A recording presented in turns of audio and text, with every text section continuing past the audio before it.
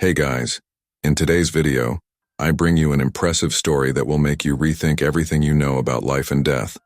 Let's meet Thomas Everett, a Kansas farmer who had a near-death experience and discovered deep secrets about the soul and the divine energy that connects us all. What he experienced on that side will leave you speechless and could transform your view of reality. Before we start, don't forget to leave a like, subscribe to the channel so you don't miss any content like this, and activate the bell to receive all notifications. Now, get ready for an exciting journey that could change your life. My name is Thomas Everett, and I'm a simple countryman. I was born and raised in a small town in the heart of Kansas, where the horizon stretches as far as the eye can see. For as long as I can remember, I have been working on the land. My farm is not big, but it is enough for me and my family. I grow corn and wheat and have a small herd of cattle. Life here has always been calm and predictable, marked by the rhythm of the seasons and the constant work that the land requires. I have never been a man of many words or great ambitions.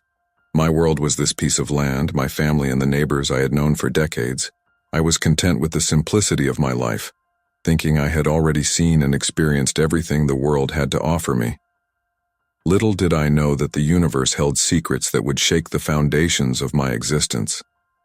I'm 58 years old now, and until recently, my biggest concern was whether we would have enough rain for the harvest or whether the price of corn would remain stable. I've never been much of a thinker about the afterlife or spiritual issues. The local church was more of a place of social gathering than of deep reflection for me. I believed in God, of course, but in a distant way, as something that was there, but didn't interfere much in everyday life. My routine was simple. Waking up before sunrise, taking care of the animals, working in the fields, having dinner with the family, and going to bed early to start all over again the next day. It was an honest life and, in my opinion, well lived. I had my wife and Sarah Shium by my side of 35 years, and our 2 children were now adults, living their own lives in the big city.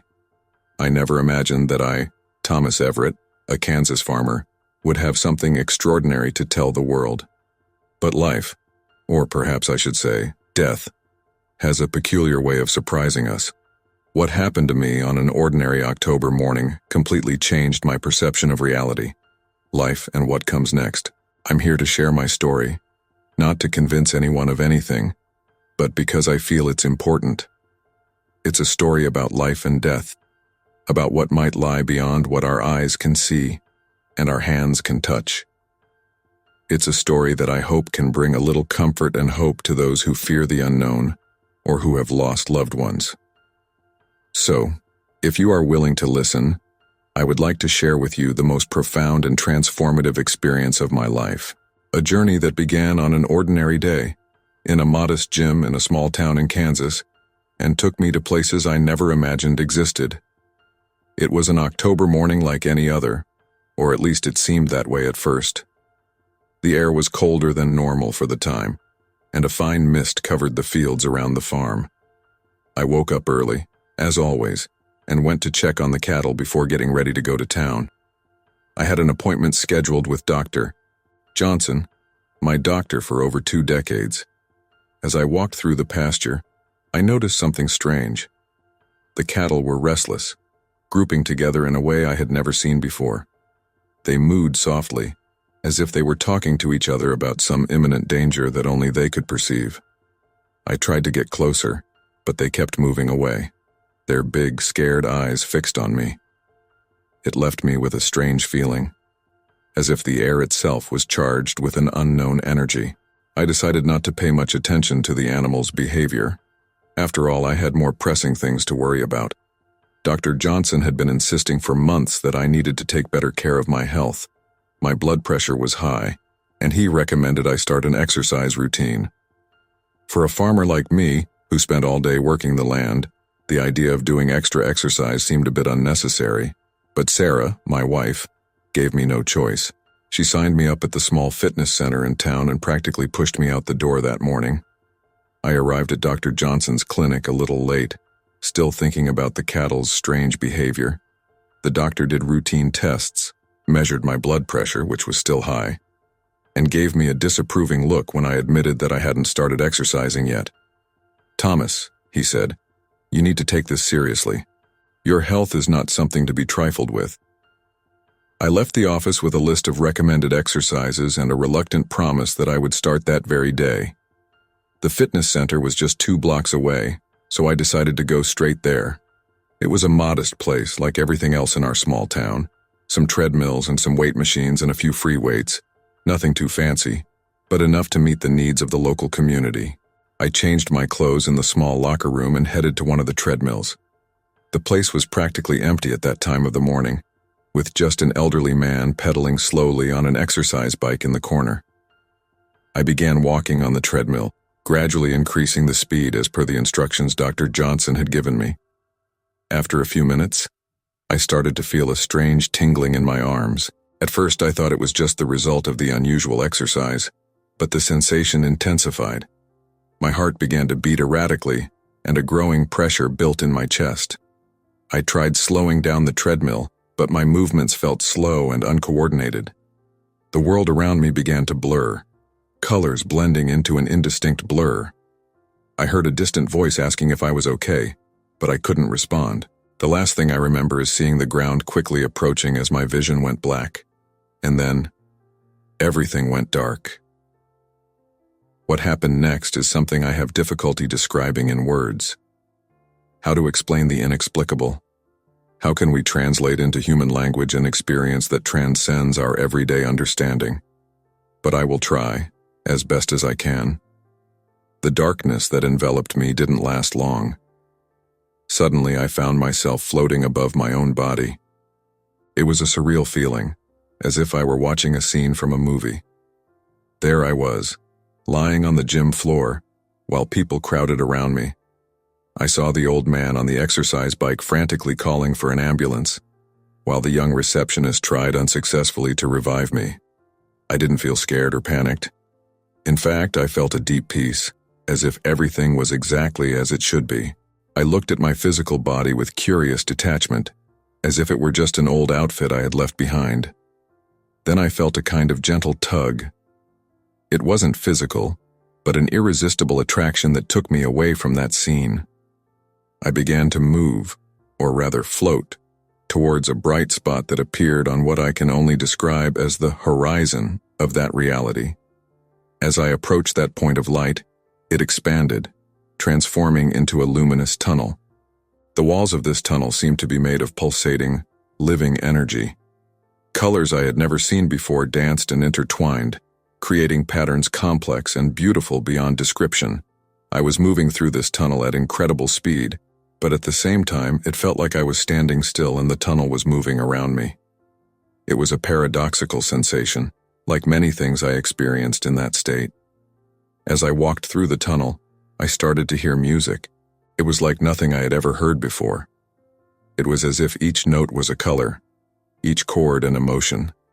The music enveloped me, penetrated me, became part of me. It was happy and melancholy at the same time, familiar and completely new. As I progressed, I began to see flashes of my life. It wasn't like in the movies, where your whole life flashes before your eyes in seconds. It was deeper, more meaningful. I saw moments from my childhood that I had completely forgotten. I relived the day I met Sarah, feeling all the excitement and nervousness of that first meeting again. I watched the birth of my children, experiencing once again the overwhelming joy I felt when holding them for the first time. But it wasn't just the big moments that I saw. There were also small, seemingly insignificant moments that had somehow shaped who I was. A casual conversation with a stranger in line at the supermarket, a particularly beautiful sunset that I had stopped to admire years ago, a friend's laughter on a difficult day. And in each of these memories, I was not just an observer. I lived them again, feeling every emotion, every sensation. But there was something more. I could feel the impact that each of my actions had had on others. I saw how a gesture of kindness that I barely remembered had changed someone's day, maybe even their life. I also saw the times I had been selfish or insensitive, and how this had negatively affected those around me. It was a deeply emotional and eye-opening experience. For the first time, I saw my life not just from my own limited point of view, but from a broader, more compassionate perspective. While this was happening, I continued advancing through the tunnel. The light at the end became increasingly brighter, more attractive. I knew somehow that I was approaching something important, something transformative. And then, suddenly, I emerged from the tunnel. When I emerged from the tunnel, I found myself immersed in a light so intense that, under normal circumstances, it would have blinded me. But there was no pain, no discomfort. The light enveloped me, penetrated me, as if every cell of my being was being bathed by it. It was a living, pulsating light, with a quality that went beyond the physical. In that moment, I experienced a feeling of love so deep and unconditional that it is almost impossible to describe in words. It was as if all the love that ever existed, exists and will exist in the universe was concentrated there, involving me. I felt completely accepted, completely understood, completely loved, as my eyes, even though I no longer had a physical body, adjusted to my surroundings. I began to realize I was not alone. There were other presences there, entities of light that seemed to be part of that environment, and, at the same time, were distinct from it. They didn't have human form, but somehow I knew they were conscious beings. One of these entities approached me. There were no spoken words, but direct communication from mind to mind, from essence to essence. The entity gave me a feeling of welcome, of returning home. It was then that I understood.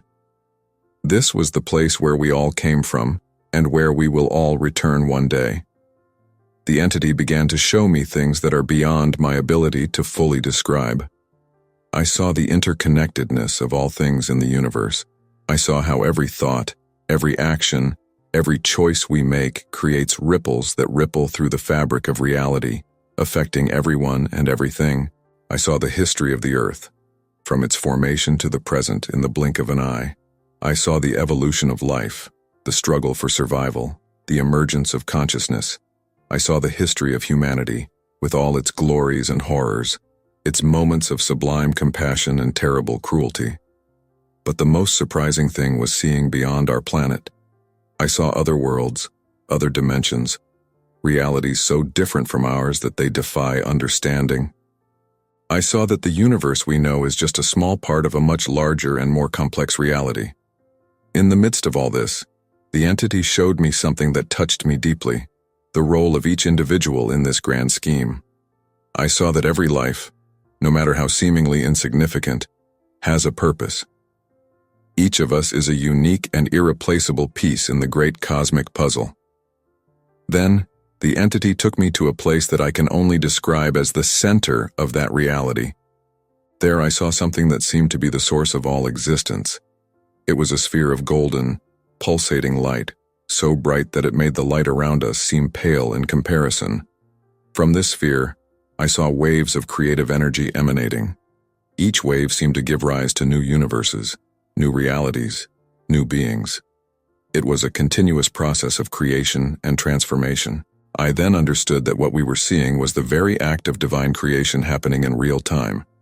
The entity explained to me, not with words, but with a direct understanding, that this sphere was the source of everything that exists. He was what many would call God, although that term seems inadequate to describe something so vast and incomprehensible. I was amazed to realize that each living being, each soul, was a small spark of this divine light. We all carried within us a part of this creative essence. Death, I understood then, was not the end, but just a transformation, a return to our true nature. As I watched this indescribable scene, I felt a deep connection to everything that exists. There was no longer any separation between me and the rest of the universe. We were all one, all part of this cosmic dance of creation and transformation. It was in this moment of deep understanding and unity that I felt another tug. Unlike the first, which brought me to this place, this new pull seemed to want to take me back. I looked at the entity guiding me, feeling a mixture of confusion and reluctance. The entity gave me a feeling of understanding and love. Without words, I understood that it was not my time to stay yet. There was more for me to do in the physical world, more experiences to have, more lessons to learn and teach. Before I could protest, I felt myself being pulled back through the tunnel of light again, but this time in the opposite direction. The last thing I saw before leaving that realm of light was the golden sphere pulsing, reminding me of the divine source from which we all came and to which we will all return one day. The journey back was as quick as the journey out. One instant, I was standing before the source of all creation, and the next, I was back in my physical body. The transition was abrupt and, I confess, somewhat shocking. I opened my eyes to find a white ceiling and bright fluorescent lights. The contrast with the divine light I had experienced was stark. I blinked several times, trying to orient myself. Little by little, the sounds around me began to make sense.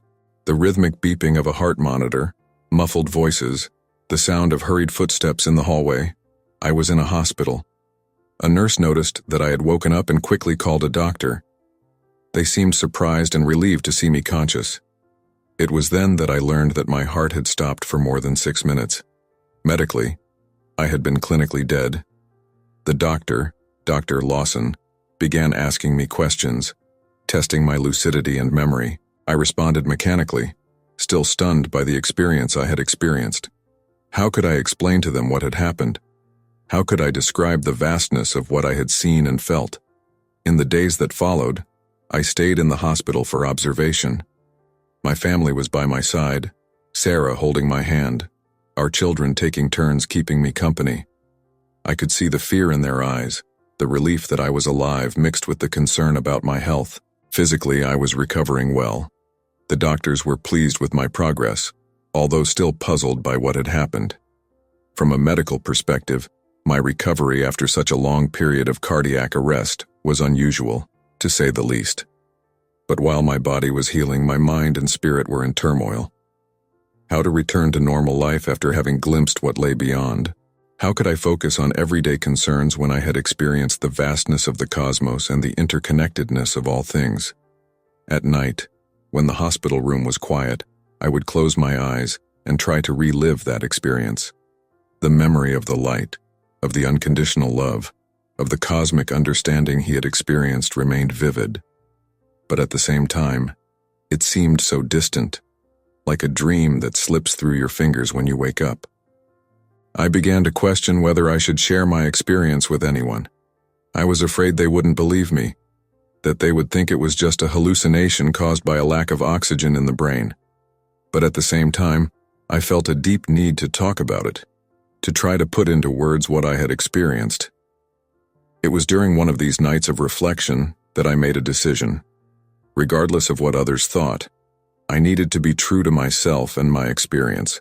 I decided that when I felt ready, I would share my story. Not to convince anyone, but to offer hope and a different perspective on life and death. When I was finally released from the hospital, I returned home with a new perspective on life. The farm, which had once been my entire world, now seemed simultaneously more precious and less important.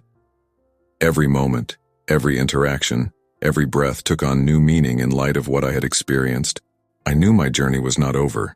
In fact, I felt like I was just getting started. The challenge now would be to live my earthly life with the expanded consciousness I had gained and find a way to share this experience with others. In the months following my return, I underwent a profound inner transformation. Life on the farm continued. The seasons changed. The harvests came and went. But I was no longer the same man. The first change I noticed was a new appreciation for life in all its forms. Each morning, as I went out to tend the animals and check the crops, I marveled at the complexity and beauty of nature, the bird song, the wind whispering through the leaves of the cornfield, even the mooing of cattle. All seemed charged with a deeper meaning. I began to see each living being not just as a separate creature, but as a unique manifestation of that divine light that I had witnessed. When I looked into the eyes of a cow or watched an ant working tirelessly, I was reminded that we all shared the same essence. We were all part of the same cosmic whole. My relationship with time has also changed drastically. Before, I was always thinking about the future, the next harvest, the next winter, the plans to expand the farm. Now, I found myself living much more in the present. Every moment seemed precious, a unique opportunity to experience life in all its fullness. At the same time, paradoxically, I began to see my life from a much broader perspective. The worries that once consumed me, market fluctuations, petty disputes with neighbors, even worries about my health, seemed insignificant when compared to the vast cosmos I had glimpsed. My family noticed these changes. Sarah, my wife, was the first to comment. "Thomas," she said to me one night, as we sat on the porch watching the sunset, "you look different, calmer, more at peace." She was right, of course. The experience had given me a serenity I had never known before. Our children also noticed the change. During his visits, I noticed that we spent a lot more time talking about deep things, the meaning of life, our hopes and fears, our dreams for the future. These conversations, which previously would have made me uncomfortable, now flowed naturally. Another significant change was in my spirituality. Before, my relationship with religion was superficial, more a matter of habit and tradition than of true faith. Now I felt a deep connection with the divine, but in a way that transcended any specific doctrine or dogma. I continued to attend the local church, but my perspective on the teachings had changed. I now saw different religions as human attempts to understand and describe something that is ultimately beyond our limited understanding. It gave me a new appreciation for the diversity of spiritual beliefs and practices. My relationship with death has also completely transformed. The fear of death, which before it haunted me silently, it had disappeared. It wasn't that I wanted to die. On the contrary, my appreciation for life had increased immensely. But now I understood death not as an end, but as a transition, a passage to another state of being. This new perspective on death allowed me to deal with loss differently. When an elderly neighbor passed away a few months after my return, I was able to offer genuine comfort to the grieving family. I shared with them, not the details of my experience, but the certainty it had given me that death is not the end. Perhaps the most profound change has been in my understanding of love. The unconditional love I experienced during my journey beyond life had transformed me. I discovered in myself a greater capacity to love, not just my family and friends, but all people and all beings. This manifested itself in small acts of kindness in everyday life. I started doing more for the community, offering help to neighbors in need, donating part of our harvest to the local food bank. Every act of generosity, no matter how small, made me feel connected to that source of universal love I had experienced. However, these changes also brought challenges. At times, I felt disconnected from the world around me, as if I were living between two realms, the physical and the spiritual. There were times when I longed for that light, that connection I had experienced, and earthly life seemed pale in comparison. But whenever that feeling arose, I remembered what I had learned, that every life has a purpose, that every moment on earth is a precious opportunity for growth and learning. It helped me stay rooted in the present, to find beauty and meaning in even the most mundane tasks. As time passed, I learned to integrate my extraordinary experience with everyday life. The inner transformation I experienced was not the end of one journey, but the beginning of a new one, a journey of self-discovery, spiritual growth, and service to others. And so, day after day, I continued my life on the farm, caring for the land and animals, loving my family, interacting with my neighbors. But now, every action was imbued with new meaning. Every interaction an opportunity to share some of that universal love he had experienced. I had changed. And with that change, my world had also changed. For the first few months after my return, I kept my experience a secret, sharing it only with Sarah and our children. I wasn't ready to face the skepticism or incredulity that I knew I would encounter if I spoke openly about what I had experienced. However, as time passed, I felt a growing need to share my story. It wasn't just a desire to talk about what had happened to me, but a sense of responsibility. I felt that what I had experienced was not just for me, but something that could bring comfort and hope to others. I started slowly, mentioning aspects of my experience during casual conversations with close friends. To my surprise, many were more open to listening than I expected. Some even shared their own stories of inexplicable experiences or moments of spiritual transcendence. One day, during lunch after Sunday service, the pastor asked me about my recovery. Before I knew it, I was telling him about light, unconditional love, and feeling one with all that is. I expected to see skepticism in their eyes, but instead I saw curiosity and even a certain recognition. "Thomas," he told me after listening intently, "your experience echoes many of the deepest teachings of our faith. Perhaps you would like to share your story with the congregation." I was surprised by the invitation, but after reflecting for a few days, I accepted. The following Sunday, I found myself standing before the congregation, sharing my experience for the first time with a larger group. I spoke about light, love, the interconnectedness of all things. I talked about how the experience had transformed my view of life and death. The reaction was diverse. Some seemed skeptical, others deeply moved. An elderly woman came to me later, with tears in her eyes, to tell me that my story had eased her fear of death.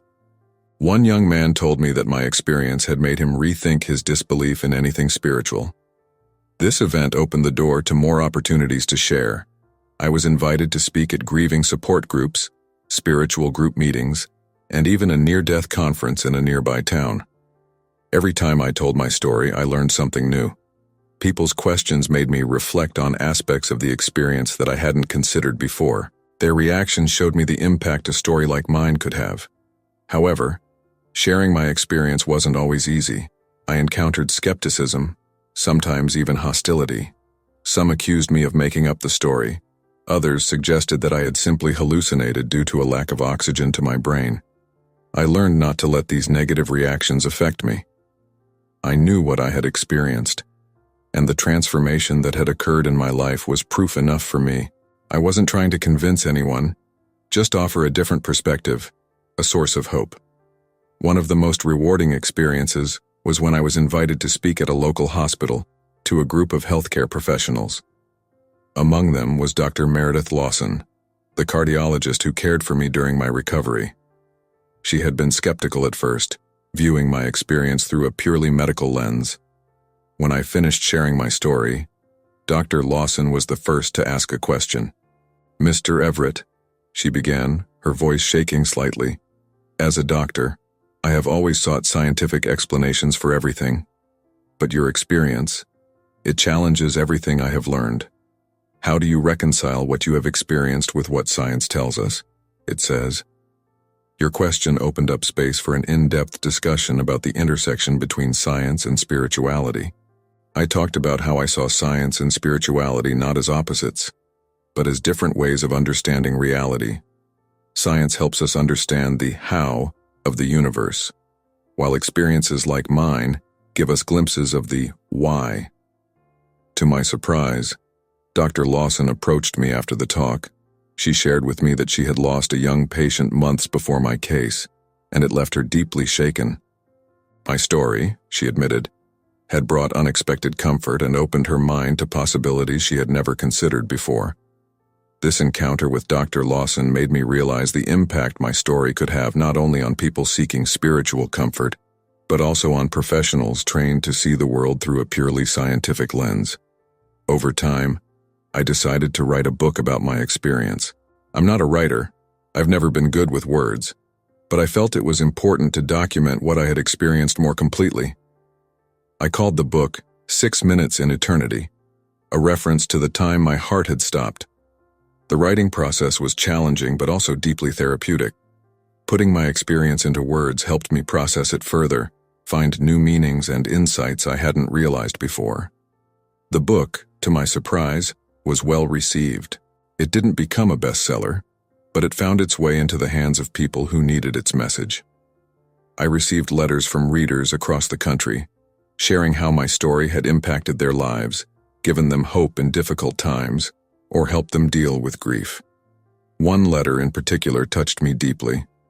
It was from a young mother who had lost her son in a car accident. She wrote that my book helped her find peace, believe that her son was in a place of love and light, and that one day they would be reunited. Sharing my experience has become an important part of my life. It was no longer just about telling a story, but about offering hope, comfort, and a different perspective on life and death. Each time I shared, I felt like I was fulfilling the purpose for which I had been sent back. However, I was always careful not to present myself as someone who had all the answers. I emphasized that my experience was personal, and that each person should find their own path to spiritual understanding. As the years passed, I realized that sharing my experience was not just an act of giving, but also an act of receiving. Each person who listened to my story, each question they asked me, each perspective they shared enriched my own understanding of the experience I had lived through. And so, from a Kansas farm to conference auditoriums, from intimate conversations with friends to interviews on local radio shows, I continued to share my story. It was my way of spreading some of that light and love I had experienced, of reminding people that there is more to life and death than meets the eye. Although my near-death experience was extraordinary, everyday life continued. Cows still needed to be milked. Crops still needed to be planted and harvested. Bills still needed to be paid. However, the way I approached these daily tasks changed significantly. Each morning when I woke up, I would take a few moments to meditate and connect with that sense of unity I had experienced. This helped me start the day with a sense of peace and purpose. Tasks that once seemed monotonous, feeding the animals, checking the fences, repairing equipment, were now opportunities to practice mindfulness, to be fully present in the moment. My relationship with the land has also transformed.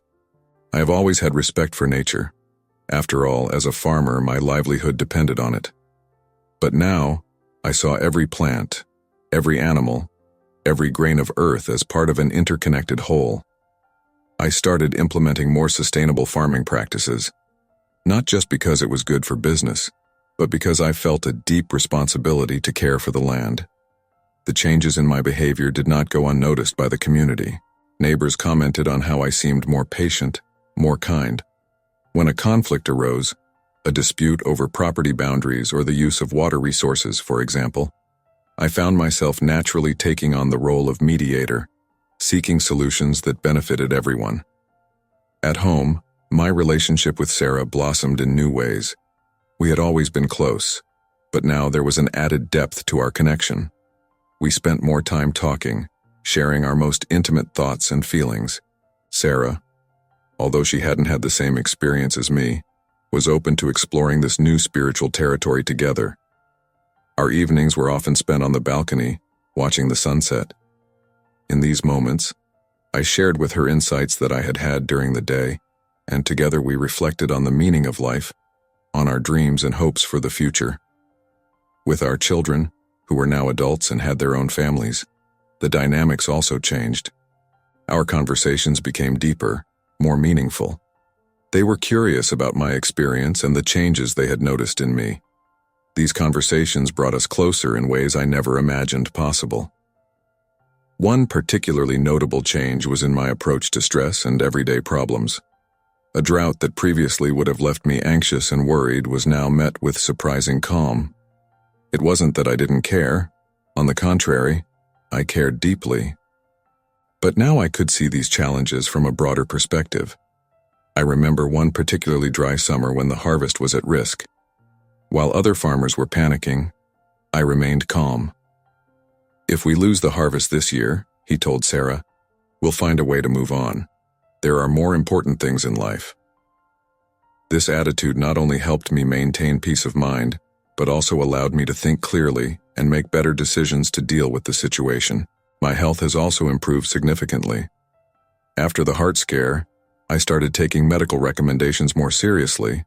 I started exercising regularly, walking through the fields every morning. I changed my diet, incorporating more fruits and vegetables.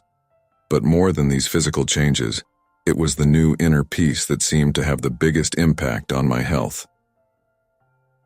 Dr. Johnson, at a follow-up appointment, was impressed with my recovery. "But I've never seen anyone recover so well from such a serious cardiac event," he told me, examining my test results. "Whatever you're doing, keep going." One of the most significant changes was in my relationship with time. Before, I was always in a hurry, always thinking about the next job to be done, the next goal to be achieved. Now, I had learned to live in the present. Every moment has become precious, an opportunity to experience life in all its fullness. This did not mean that I had become lazy or neglectful of my responsibilities. On the contrary, I worked with more focus and efficiency than ever before. But now, I knew when to stop, when to take a moment to enjoy the sunset, or to have a meaningful conversation with a friend or neighbor. My social life has also expanded in unexpected ways. Although I had always been an active part of the community, I now found myself more involved than ever. I started hosting a weekly study group in our home, where we discussed spiritual and philosophical questions.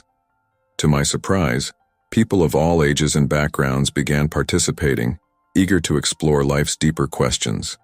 One night during one of these meetings, a young farmer asked me, "Mr. Everett, how do you deal with the fear of failure now? Do you still worry about bad harvests or debt?" Your question made me reflect. "Of course I still worry," I replied after a moment. "But now I see these concerns from a different perspective. I understand that in the grand scheme of things, a bad year or temporary debt is not the end of the world. What really matters is how we treat each other, how we live each day with gratitude and love." This new perspective extended to every aspect of my life. I began to see every interaction, every task, as an opportunity for growth and learning. Even difficult experiences, an argument with Sarah, a disagreement with a neighbor, a business disappointment, became opportunities to practice compassion and understanding. A particularly profound change occurred in my relationship with nature. I had always appreciated the beauty of the countryside, but now I saw it with new eyes. Every sunrise, every rain, every sprout emerging from the ground became a miracle to be celebrated. I started spending more time simply observing and appreciating the natural world around me. I remember one day I was in the field, checking the irrigation. Suddenly I was struck by the beauty of a spider web covered in morning dew. I stood there, watching for several minutes, marveling at the complexity and perfection of this small work of natural art. In that moment, I felt again that deep connection with all that is, that sense of oneness that I had experienced during my journey beyond life. As the months turned into years, these changes became an integral part of who I was. It was no longer a matter of consciously remembering to live up to what I had learned. It was simply who I had become. Of course, it wasn't always easy. There were days when worldly worries seemed to pile up, when I found myself slipping back into old patterns of thinking and behavior. But in those moments, I remembered the light, the unconditional love I had experienced. I took a deep breath, reconnected with that experience, and moved on. One of the most important lessons I learned was the importance of balance. Although my near-death experience had given me a broader perspective on life, I was still living in this physical world, with its demands and responsibilities. I learned to balance my new spiritual awareness with the practical needs of everyday life. And so, day after day, I continued my journey. The farm prospered, not just in terms of productivity, but as a place of peace and harmony. People began to notice something special about our property, a sense of calm and well-being that seemed to permeate the very air.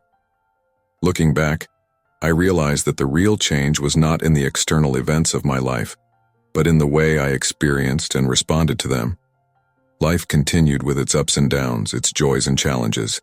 But now, I lived it with an expanded awareness, a deeper appreciation, and a sense of purpose that went beyond everyday concerns. Each day became an opportunity to live the insights I had received, to be a channel for that unconditional love I had experienced. And although I knew I would never be perfect, that there would always be more to learn and grow, I was deeply grateful for the journey I was on.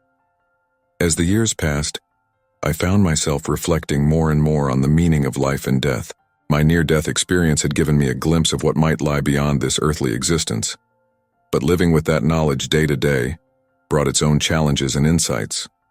One of the most profound reflections I had was on the nature of time. During my experience, time as we know it seemed to not exist. Everything, past, present, and future, seemed to happen simultaneously. Returning to everyday life, I began to see time in a different way. Each moment became precious, not just on its own, but as part of a greater whole. This has led me to a new appreciation for life in all its phases. I began to see beauty not only in moments of joy and accomplishment, but also in moments of struggle and challenge. Each experience, I realized, was an opportunity for growth, an essential part of the soul's journey. Death, which had previously caused me fear and anxiety, was now seen in a new light. It wasn't that I wanted to die, on the contrary, my appreciation for life had increased immensely, but the fear of death was gone. I saw it now not as an end, but as a transition, a passage to another state of being. This new perspective on death has allowed me to approach aging with more grace and acceptance. The wrinkles that were beginning to appear on my face and the graying of my hair, the gradual decrease in physical strength, all of this was now seen as a natural and beautiful part of the cycle of life. One afternoon, as Sarah and I were sitting on our porch, watching our grandchildren play in the yard, she asked me, "Thomas, aren't you afraid of leaving them? Of not being here to watch them grow up?" I reflected for a moment before responding. "Of course I feel a certain sadness when I think about not being physically present for every moment of their lives," he said. "But I also know that the love I feel for them and that they feel for me transcends the physical. This love continues, even after the death of the body." This realization led me to value the relationships in my life even more. Every interaction, every conversation, became an opportunity to express love, to create meaningful connections. I realized that, in the end, it is these bonds of love and understanding that truly matter. At the same time, I began to see life as a school, a place where our souls come to learn and grow. Every challenge, every joy, every relationship became a lesson, an opportunity for spiritual evolution. It gave me a new perspective on life's difficulties. Instead of asking myself, "Why is this happening to me?" I started asking, "What can I learn from this?" One of the most profound lessons I learned was about the nature of forgiveness. During my near-death experience, I experienced an unconditional love that transcended any human notion of judgment or condemnation. Bringing this understanding back into my everyday life, I have found a greater ability to forgive, not just others, but myself as well. I remember one day when a neighbor, with whom I had a long-standing dispute over the boundaries of our properties, came to my house. He was visibly nervous, expecting another confrontation. Instead, I invited him in, offered him a cup of coffee, and suggested that we talk about how we could resolve our difference in a way that would benefit us both. The look of surprise on his face was unforgettable. At that moment, I felt like I was putting into practice the unconditional love I had experienced. Another important reflection I had was about the purpose of life. During my experience, I came to a profound understanding that each soul has a unique purpose, a reason for being here on earth. Returning to everyday life, I began to see each person, no matter how ordinary or insignificant they might seem in the eyes of the world, as having a vital role in the great cosmic tapestry of existence. It led me to a new appreciation for the diversity of human life. Every person I encountered, the supermarket cashier, the mailman, the stranger on the street, I now saw as a soul on their own unique journey of learning and growth. It brought me a sense of connection and compassion that I had never experienced before. One night during one of our study group meetings, someone asked me, "Mr. Everett, do you think your near-death experience gave you all the answers about life and death?" I laughed softly before responding, "No, it definitely didn't give me all the answers. In fact, in many ways, it gave me more questions. But what it did give me was a different perspective, a fresh way of looking at these eternal questions." And it was true. My experience had not eliminated the mystery of life and death. In many ways, it had deepened that mystery. but it had given me a sense of peace with this mystery, an acceptance that there is much we simply cannot understand with our limited minds. One of the most profound reflections I had was on the nature of reality. During my experience, I realized that what we consider reality in our everyday lives is just a small fraction of a much larger and more complex reality. This led me to question many of my previous assumptions about the world and how it works. I began to see physical reality not as something solid and unchanging, but as something fluid, malleable, intimately connected with our consciousness. This didn't mean I denied the reality of the physical world. I still had to deal with the practical realities of running a farm after all. But I began to see the physical world as a kind of playing field for our souls, a place where we can experiment, learn, and grow. This understanding led me to a new appreciation for the power of our thoughts and beliefs. I realized that how we think and what we believe not only shapes our experience of the world, but can actually influence the world around us. I began to consciously practice positive thinking and love, not just as a way to improve my own life experience, but as a way to contribute positively to the world. As I grew older, I found myself thinking more and more about the legacy I would leave behind, not in terms of material possessions or achievements, but in terms of the impact I had on the lives of those around me. I began to see every interaction, every relationship, as an opportunity to let go of some of that unconditional love I had experienced. One afternoon, while walking through the fields with my oldest grandson, he asked me, "Grandpa, aren't you afraid of dying?" I stopped for a moment, looking at the horizon where the sun was beginning to set, painting the sky with shades of orange and pink. "No, Tommy," I finally replied. "I'm not afraid of dying. See, death is like the sunset. It seems like an end from here, but somewhere, it's just the beginning of a new day." I saw his eyes widen at this idea, and I smiled. In that moment, I felt like I was passing something important onto the next generation. Not just knowledge or beliefs, but a perspective, a way of seeing the world and our journey through it. As the years passed, I found myself increasingly at peace with the idea of my own mortality. It wasn't that I was eager to die. Life was still beautiful and precious to me. But there was a calm acceptance, an understanding that death was simply another transition, just as birth had been. This inner peace was reflected in my everyday life. I started simplifying things, getting rid of what wasn't essential. It wasn't just a question of material possessions, although that was part of it too. It was more of a simplification of priorities, a focus on what really mattered: love, connections, spiritual growth. One day, Sarah asked me if I had any regrets. I thought for a long time before responding. Regrets? No, I wouldn't say I have regrets. I certainly made mistakes along the way, but each mistake was a learning opportunity. And I now understand that each experience, good or bad, was a necessary part of my journey. This acceptance did not mean passivity. On the contrary, I felt more motivated than ever to live fully, to make the best possible use of the time I had left on this earth. I continued to work on the farm, albeit at a slower pace. I continued to share my story with anyone who would listen. And most of all, I continued to practice and spread the love I had experienced during my journey beyond life. For those who are struggling with the fear of death, or who are mourning the loss of a loved one, I hope my story can offer a ray of hope. Death is not the end. The love we share, the connections we make, continue beyond this physical life. For those who are searching for deeper meaning in their lives, I hope my journey can inspire you to look beyond everyday concerns, to seek a connection with something greater than yourself. And to everyone, my message is simple: live with love. Love unconditionally. Forgive easily. Be kind to yourself and others. Appreciate every moment, because every moment is precious. As I conclude this narrative, I feel a deep gratitude. Gratitude for the life I had the opportunity to live. Gratitude for the extraordinary experience given to me.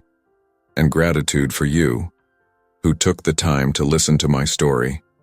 Always remember, you are more than your physical body. You are an eternal soul, a spark of divine light.